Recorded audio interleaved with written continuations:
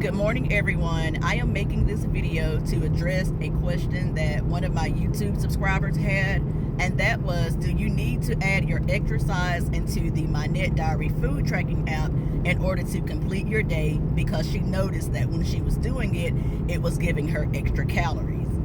The answer to that, from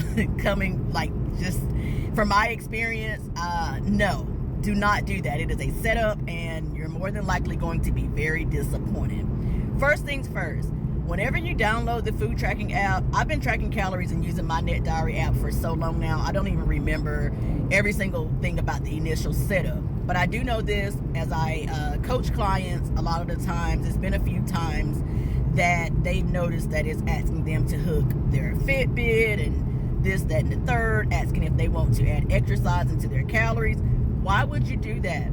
First off, the initial setup, you're putting in your personal information, like your height, your weight, your age, and your sex, and your activity level. Keyword, your activity level. So it's asking, do you work out moderately, yada, yada, yada, 1 to 3 days a week, 4 to 5 days a week. Your calories, your exercise is already added into your calories right there. So let's say that you put 1 to 3 days out of the week, and it gives you 1,700 calorie budget, putting you in a deficit.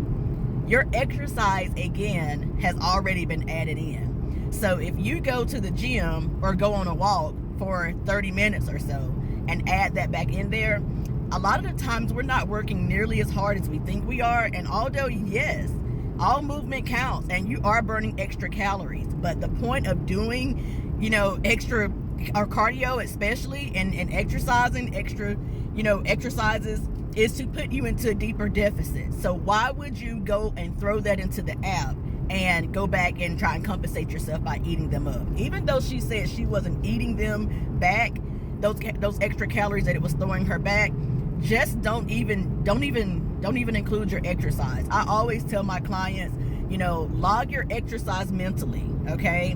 You don't need to throw it back in the app, because even if you went on the TDEE Calculator, I prefer to do that. I do not like to let my MyNetDiary and food tracking apps pick my calories for me. I like to use the TDEE Calculator, the one with the little calculator icon in my Google search browser first. And I get my calories like that.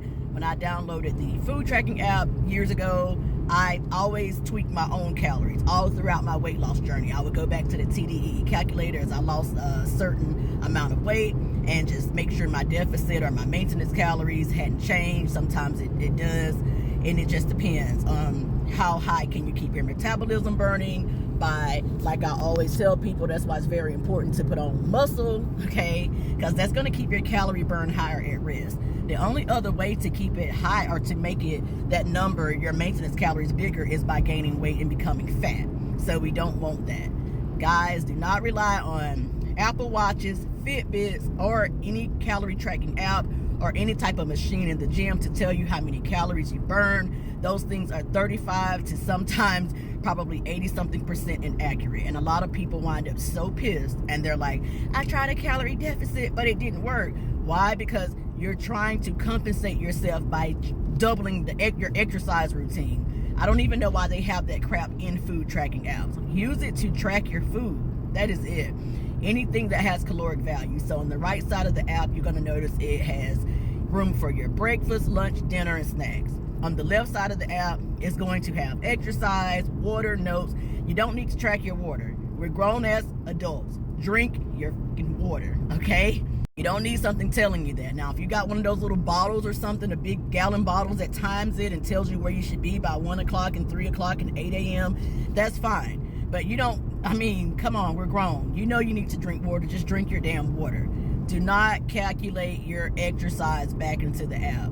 So that left side of the app, I've never really fooled with it. But I will say this. If it's something that you just have to do or want to do, and if you want a little extra eating room, let's say that you log 40 minutes of cardio, of brisk walking, okay? You get on the treadmill, you can set it for like 3.0 or 3.4 or whatever, 3.5. It's a way to go into the exercise catalog and do that. But let's say that it says that you burn in 40 minutes 300 calories, okay, give or take.